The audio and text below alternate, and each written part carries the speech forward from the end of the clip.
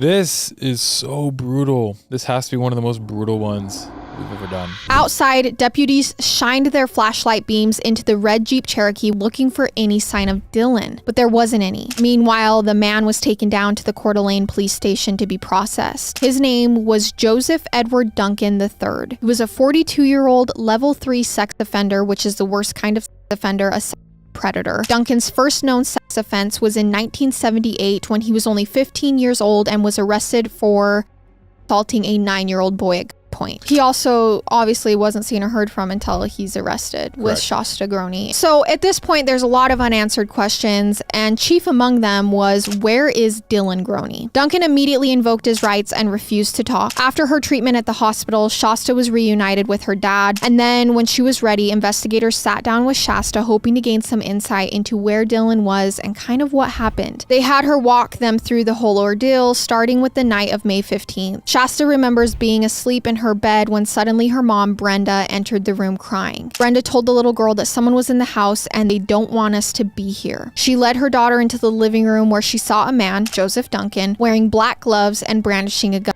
Duncan then bound Brenda's hands behind her back with the zip ties, then Mark McKenzie's hands, then Slade's. He then led Dylan and Shasta from inside the house to the front lawn. While they're waiting on the front lawn, they hear the loud banging coming from inside, and Slade, their older brother, comes staggering out after being hit on the head multiple times, trying to escape, and Duncan comes out and grabs him and pulls him back into the house to finish hitting him. And then after this, he put the two little kids in the car, drove around to various campsites and locations, and obviously you know what happened. And he tells the little kids that he had beaten their family, and then she tells the investigators that Dylan, her little brother, was dead.